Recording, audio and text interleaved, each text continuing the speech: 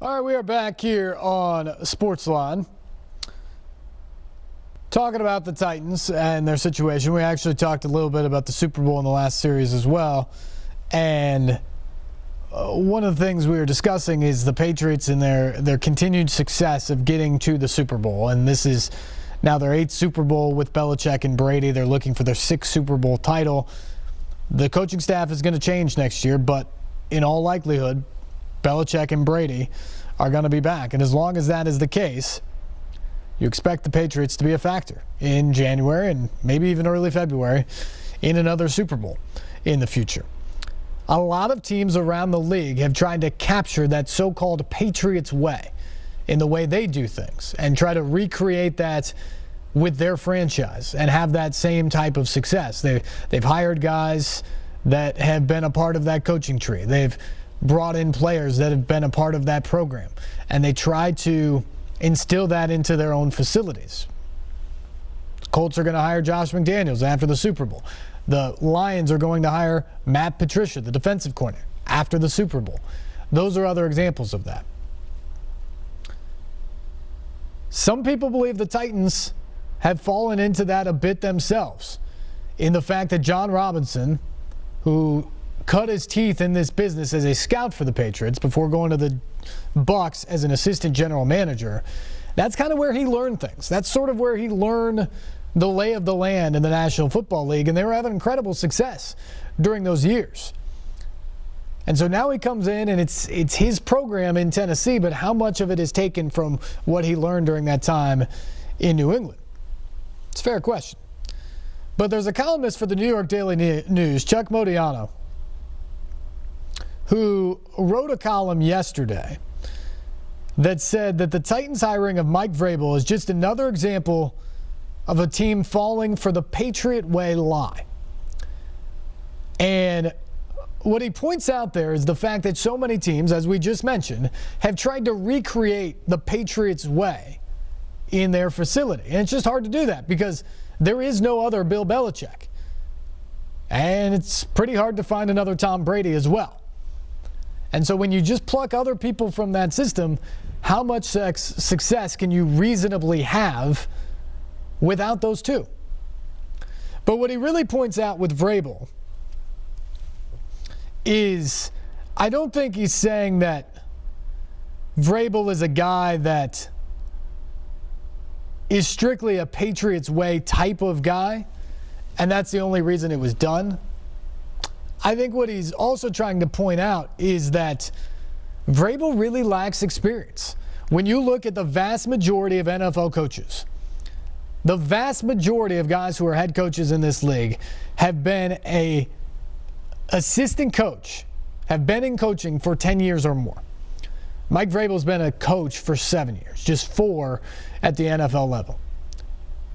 Those coaches, besides their 10 years of experience, almost all of them have at least 3 years as a coordinator, offensive or defensive side of the ball.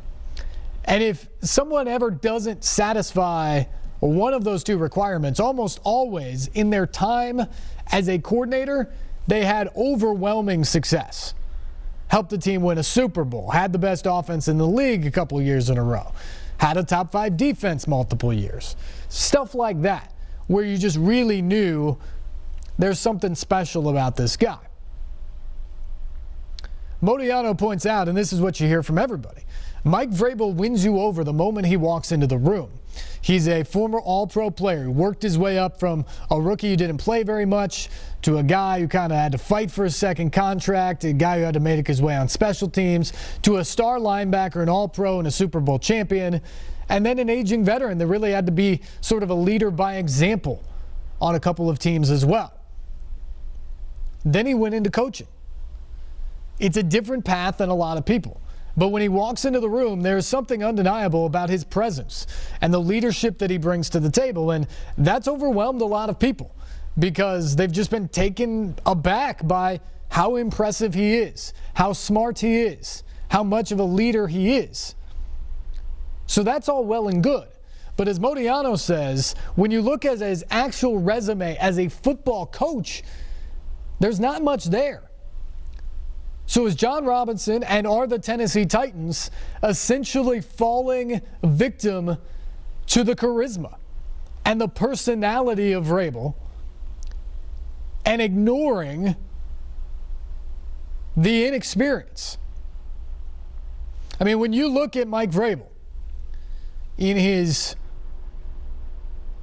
experience levels compared to the other coaches in the league, in coaching experience, his 7 years ranks 31st amongst the 32 NFL head coaches in terms of how much experience he had as a coach, just anywhere in the coaching business before he was given a head coaching job. His management experience, 1 year as a defensive coordinator last year in Houston, ranked 31st in the league. And then you go to the performance. You know, when you don't match up in one of those criteria, traditionally the performance is off the charts. Well, Vrabel doesn't match up in either one of those criteria. And then you look at the performance. In his 1 year as a defensive coordinator, the Texans finished 32nd last year in total defense. Now, again, there was no J.J. Watt, there was no Whitney Merciless. There were a lot of factors to why the Houston defense was as porous as it was, and I don't think it's fair to put it all on Mike Vrabel. Maybe not any of it on Mike Vrabel, frankly. But I think the traditional approach would be, okay, let's see what he does next year when presumably they're more healthy. And they should finish better than that. That's not the case here. He's been a guy that's been a rising star because of the magnetic personality and the charisma that he approaches life with. And he walks in and he impresses you with the X's and O's, and he impresses you with the background as a player. And he's been around Belichick, and he's been around Cowher, and he coached for Urban Meyer at Ohio State, and then Bill O'Brien in Houston. And you think, gosh, this guy is really, really impressive. And it's not just the Titans who thought that, but ultimately it's John Robinson and the Titans who hired him. Is this just an example of the Titans falling a victim, as Chuck Modiano says, to the Patriot way lie? Because of the guys who have come out of that system, none of them have had real success as NFL head coaches. Eric Mangini's was fleeting in New York. He's out of football right now. Romeo Crennel has proven himself to be a better defensive coordinator than a head coach. Charlie Weiss fumbled around and struggled. Bill O'Brien is really the one guy who's had some level of success coming out of that system, and he went the college way first. He went to be a head coach at college in Penn State and dealt with all of that mess and all of the distractions there before he moved back into the NFL as a head coach.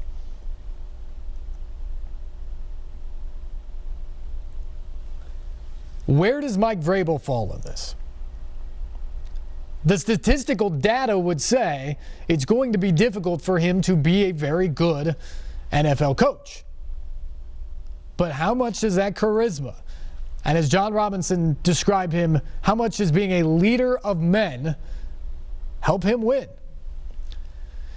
The one big thing I think that Chuck Modiano does not touch here in the piece that needs to be pointed out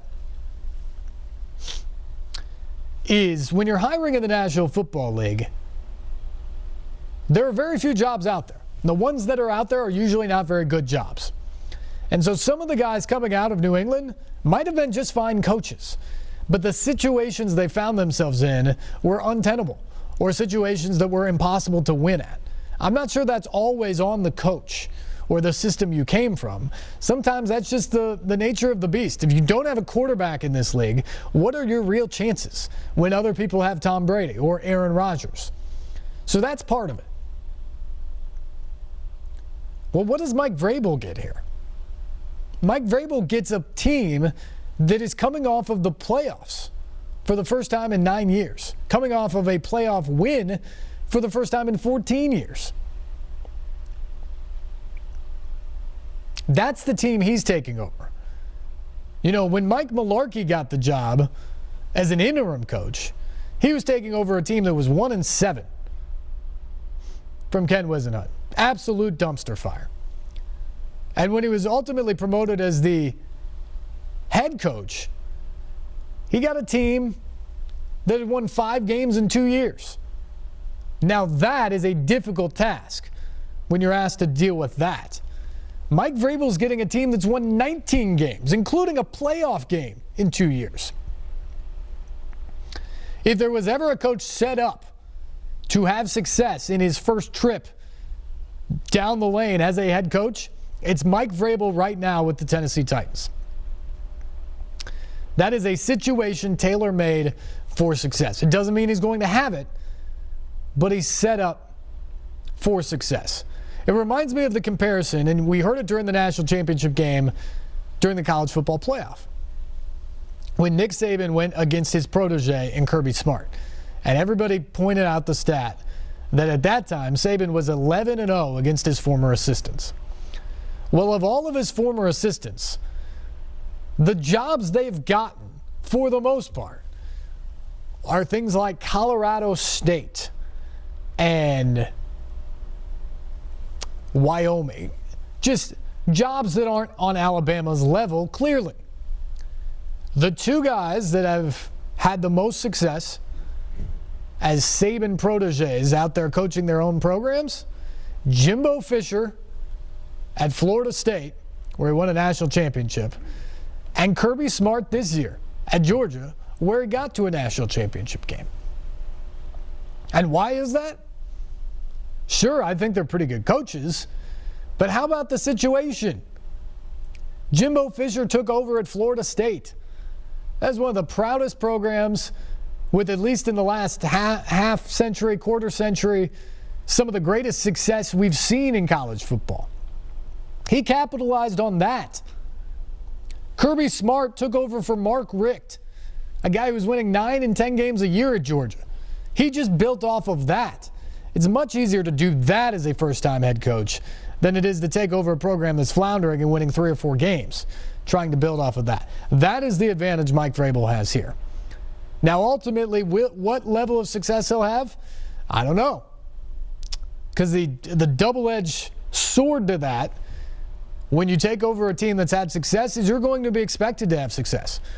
The pressure is tighter and greater on Mike Vrabel than a lot of people because of where the Titans were last year. He ultimately is going to have to win a division, get to the playoffs and win games there to be considered a success, because the guy he's replacing had a winning record, got this team to the playoffs, won a game in the playoffs. So unless you do better than that, ultimately, I don't know if it has to happen next year, but ultimately, when you judge Mike Vrabel as the Titans head coach, he better build upon that. Otherwise, it's a failure. And that rests at the feet of John Robinson as well. And I think the final point to Modiano's piece is, when you look at all the inefficiencies of Vrabel's coaching record and the inexperience, what then justifies hiring a guy like that? And I think his point then is what goes back to the Patriots way of saying you have to find a reason to justify bringing in this guy, given all of that inexperience, to go after Mike Vrabel, to make him the pilot of your ship that's trying to get to the next level in the playoffs. And what's the justification? Well, probably the best thing is that Mike Vrabel won 3 Super Bowls with the Patriots. He learned stuff from Bill Belichick. And that is what he calls the Patriots way lie. Because Mike Vrabel hasn't done that much as a coach in this league yet. But he's getting this opportunity because of a giant personality and because of his proximity to the incredible run of success that the New England Patriots have had. Now, I have a lot of faith in John Robinson and the moves he has made to this point with the Titans. This is the biggest move, though. He moved on from a coach who got his team into the playoffs to take a flyer, essentially, on an inexperienced head coach. And it may very well work out. But if it doesn't, the criticism is going to stop at the feet of John Robinson. And I do think it's fair to question if part of the big reason he loved Vrabel is because when he was cutting his teeth in New England, he looked out the window at the practice field and saw Mike Vrabel leading by example, saw him working hard, saw him putting up all-pro numbers, saw him winning Super Bowls with the Patriots. And when he's moved on in his professional career, John Robinson's goal is now to recreate that culture that he was a part of in New England. Because it's natural. When you experience success doing something, you want to try to recreate that. And so that's what John Robinson's trying to do now. I think that makes a lot of sense. But is it possible to totally recreate it? And two, the second part to that is even if you can totally recreate it, do you run the risk of being too beholden to that way of things or to people who come from that culture where you were before, that maybe you miss the best candidates that are out there otherwise? I don't know. Again, I have a lot of trust in John Robinson, and so I trust his belief in Mike Vrabel on this one. But it's a risky hire because of the expectations involved and because of the fact you just don't know with Vrabel based off of the inexperience. I don't know if the Patriot way is a lie, like Chuck Modiano said, but it certainly is an enticing thing for organizations and managers around the league to try to grab some bit of a piece of it. The Titans now have a couple of links to it with John Robinson and Mike Vrabel. Will it work? We'll find out. That's to be answered over the next couple of years. If it works, great.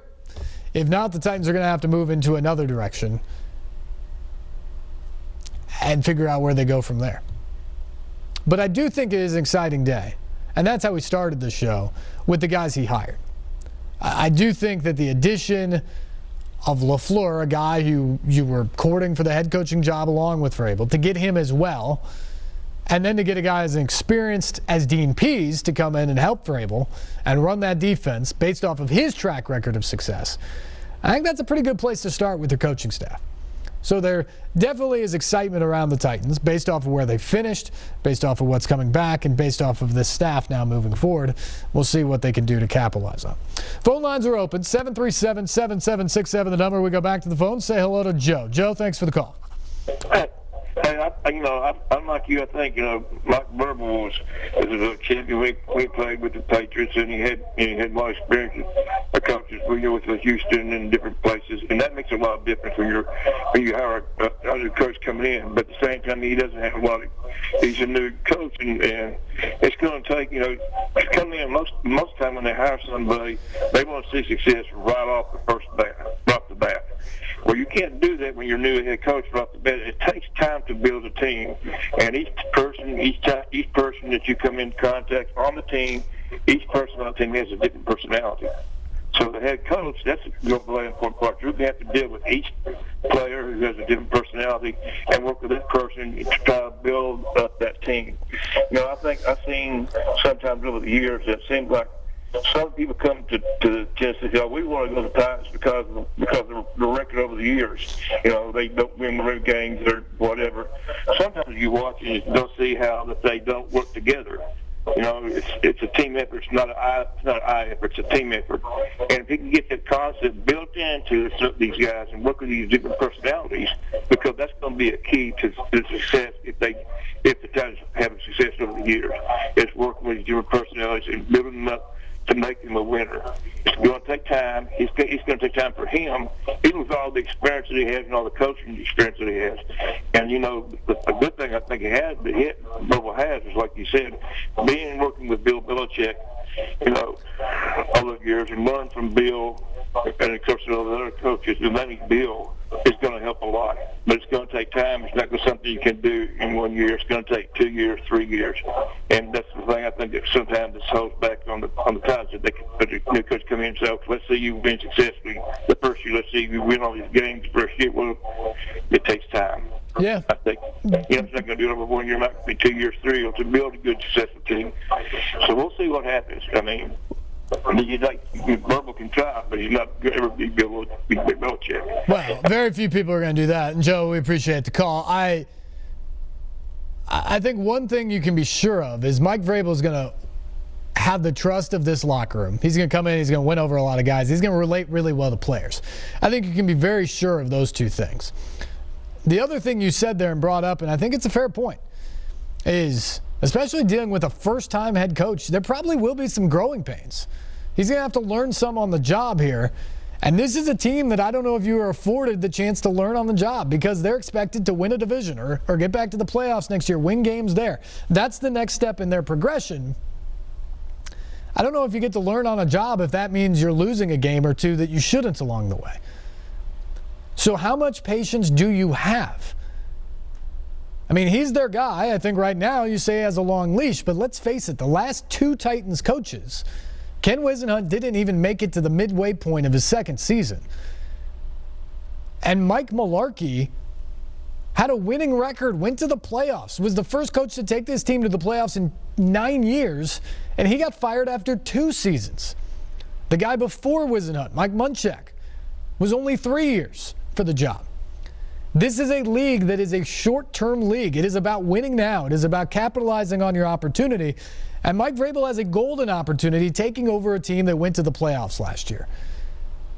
So you want to be patient. You want to allow him to learn on the job. You want this team, this young group of guys, Mariota, Lewan, Conklin, Byard, all those, you want them to grow up together. You want them to grow up along with Byard, and you hope over the next 2, 3, 4, 5 years you have a window where you're really competing for Super Bowls, and it might happen.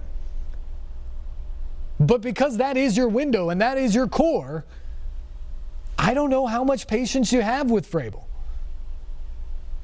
And that's the thing, is the pressure's on right away, because that's what this league is all about, and he understands that based off of what his career looked like. But the pressure's on now for him to take this team to the next level. Today, I think he took a big step by the guys he hired to surround him and to be his teacher's offense and defense. Vrabel's going to be involved in both sides of the ball and what they're going to do, but it appears to me like he's going to be a bit more of a CEO. He's going to give his ideas. He's going to make the ultimate calls, fake punts, block a punt, those types of things, go for 2. Those are his responsibilities as a head coach. But the guys that he put in place today, I think he believes are teachers. I think he believes in their system. And he's excited to have them as part of his staff. Let's try and sneak in one more here. Let's say hello to Bill. Bill, good evening. Hey, my comment is that my only issue with Vrabel would be small things, clock management, having guys so ready in certain positions where he's not used to being the CEO. Right. Things like that is the growing pains, but there's not a whole lot of difference as far as personality with him and the former coach. Even Munchak, they all have respect to the players. They all know the game inside and out. They all know the NFL. It's the small things that's going to count here. How detailed is he? Is he detailed enough? Does he have enough people on staff to say, well, maybe we should do it this way next week, so forth and so on. But I'm all in for somebody picking a new person that may be super successful, or he may not be. That's what John Robinson has done. Thank you. Yeah, thanks for the call, Bill. And I will echo that. And that people want to talk about experience all the time. I say this all the time because I've seen it a lot. People who don't have a ton of experience, you know how you get experience? You get on the job and you do it. And I often will say this, and I'll say it right now. The really smart, talented, hardworking people in the world will figure out a way to be successful regardless of whether they had experience before that moment or not. And when you talk to people around the league, that's the profile they build for Mike Vrabel, that he's really smart, relentlessly smart about the game of football, that he's a absolutely charismatic leader of men, of guys, a good teacher, all of that. And that he knows the game inside and out. If he can do all those things, those 3 things translated to a team that was already in the playoffs, I think he has a really good chance to be successful. That is his charge with this Titans team. We've got to take a break. We'll be back after this.